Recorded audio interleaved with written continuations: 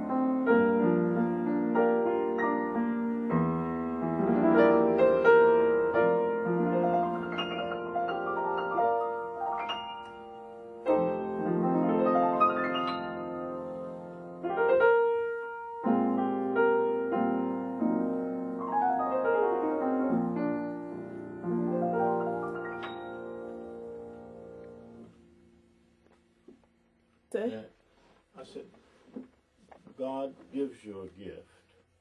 And it does not have to be music. It does not have to be preaching. It doesn't have to be prophesying. It's the office girl. It's the janitor. All of these are gifts. And people think gifts are churchy. They're not churchy. They're gifts all over. They're all churchy. And I'm so happy how we got to Youngstown so that we would serve where we were needed. A lady turned to me the other day and she says, Mr. McCollum, do you know how well known you are?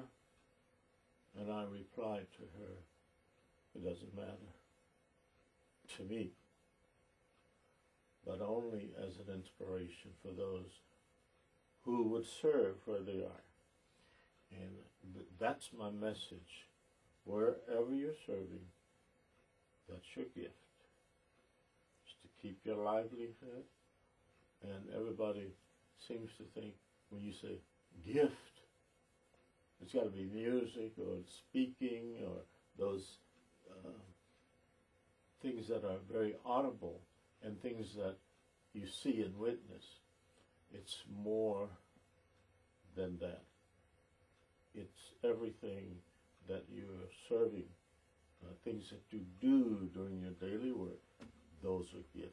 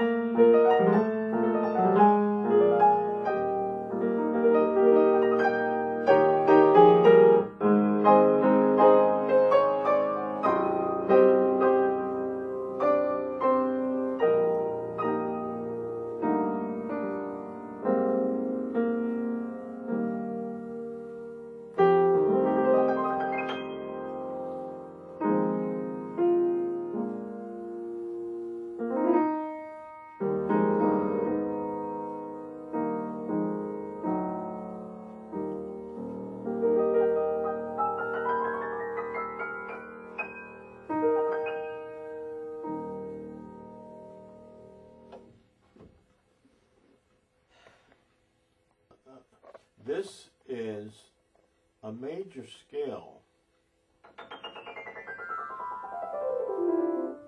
Now, if you were doing that because it's part of the music, it's different.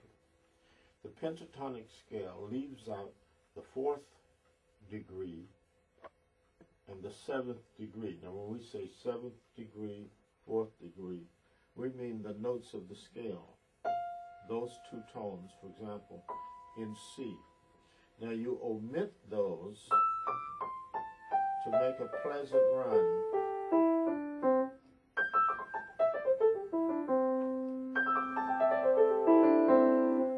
This is the chromatic scale. Usable. Now, the only two scales where you do not have to really finger it is on the black notes. Because the 4th and the 7th are automatically omitted. Therefore, any other scale to sound like this finger it. To do this, you're just making noise. The other scale is E flat minor. That's usable that way only in the minor. Because E flat major, you'd have to finger it. So, when they make these sounds, people, they just think it's wonderful, but a real musician knows better than to use that, unless the music calls for it. But just to go becomes just noise. And I guard against that, and I would tell every student to guard against that as part of a performance. If the music calls for it, it'll say glissando. That means, but that's for effect. It could be that, I remember I played when I was in elementary school, 'Twas the Night Before Christmas by Fred Waring. And when Santa Claus comes down the chimney, when he goes up the chimney, but those are only two places that would be legitimately considered part of the music. Other than that, it's noise. So I tell all students, on the piano, you have to be honest, because you can, at least I can, tell a mistake immediately. And of course, I don't like people's samba. And people scream and yell and jump up and down. That's not piano. And I always tell my students, if you're going to seek stardom, you got to go through an awful lot to get there. You got to go through competitions. And I know every 4 or 5 years, Van Cliburn has auditions, as many as 2,000 from all over the world. They either accept a cassette tape, a video, or a CD. You submit the piece that you're going to play. Judges listen to it and say, we don't want that one. We don't want that one. Let's select this one. They narrow it down to 200, and those 200 are invited to Fort Worth, Texas, where the Van Cliburn piano competition is going on. They narrow the 200 down to 12. They eliminate then 6. The 6 remaining will be performing as solo and then with orchestra. The winner of that gets $25,000 and will perform with over 100 symphony orchestras throughout the world. They will come home a millionaire. And an impresario then will pick up that student, and that student is safely in, and they will play all over the world. Andre Watts, the black pianist, is a master of the keyboard. I have a clip of him when he was 16 years old. He was introduced to the public on television by Leonard Bernstein at age 16. He was a shoo-in as a concert pianist. Today he's one of the top 10 in the world, Andre Watts. He played with the Youngstown Symphony 2 times. And he knows his music so well, he could actually conduct the orchestra from the piano. So concert pianists have done that. Andre Previn, who at one time was the conductor of the Pittsburgh Symphony, he played a piano concerto and conducted the orchestra. Jose Iturbi, he's dead, and been dead many years. He was able to conduct the symphony orchestra and play a piano concerto at the same time. So he could only nod his head, of course, at one point, But then when the piano drops out, then he uses his hand to conduct. Marvelous. Anyone who reaches that pinnacle as a concert pianist is singularly, I can remember McCullough Williams. I forget where I was. He passed by me and he says, "Hi, McCollum, you're in a league all by yourself." That was one of the greatest compliments I received. But to me, I'm not in a league all by myself. You'll never know the thrill of being a concert pianist to total mastery of the keyboard. And that is really something to master. I can recall one year they had Miss America pageant. They had just finished the Van Cliburn pianist, and he was invited to play at Miss America pageant. And the girls paraded in the bathing suits and evening gowns, and the audience was just cheering and clapping. And when they called this young man to perform, you could hear a pin drop. Every ear, every eye was on that pianist because he was super. And I said, look at that. All the laughter, applause stopped because they were looking at real artistry. And so the girls in their evening gowns and bathing suits would never go where that young person's going to go. He would reach a height unknown. And so Van Cliburn sponsors this every 4 or 5 years. He himself was the winner of the piano competition. He went to Russia in a competition playing the Tchaikovsky piano concerto. He came back. New York gave him a ticker-tape parade, the only musician that has ever received that. Because to go and win in Russia against other pianists from all over the world, and they were all tops, he was the winner. And it was such a great win, the United States gave him a ticker-tape parade. The only one in history, as we know of. So that should be a lesson. There's always someone better. Always. So I wish that for all of my students, those who would aspire to be a musician. This boy is going to major in music. He dropped out a long time to play football, baseball, basketball, and finally he's decided to major in music. That really makes me happy. That means they're called into their profession. Of course, I'm proud of mine.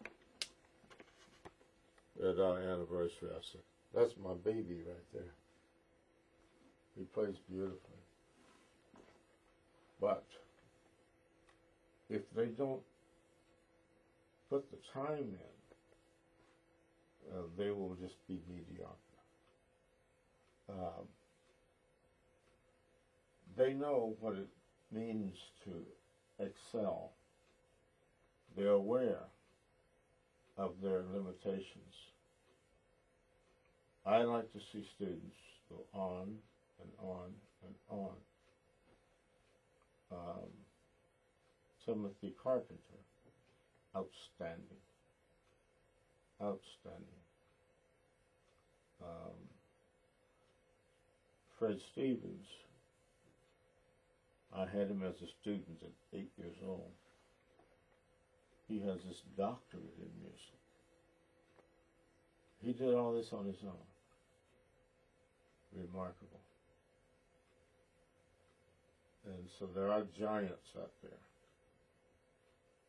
And they had a little taste of music. A lot of stars up there. This young man, Alton Merrill, he began to make a name for himself at YSU. He graduated with a bachelor's in music and was on the staff teaching jazz studies. He moved to Pittsburgh recently, and I'm told he received an offer he couldn't refuse because of his prowess as a musician. So we lost him to Pittsburgh. And we never know where these young people are going to go. Well, thank you very much.